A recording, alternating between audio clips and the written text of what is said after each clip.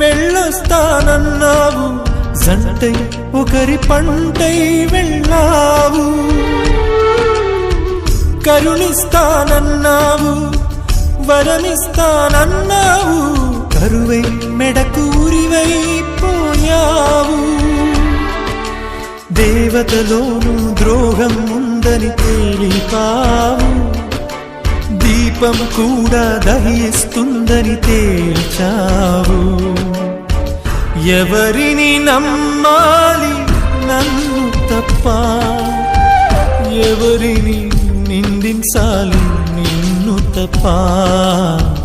నువ్వంటే ప్రాణమని, నీతోనే లోకమని, నీ తోడే లేకుంటే బ్రతికేది ఎందుకని. ఎవరికి చెప్పుకోను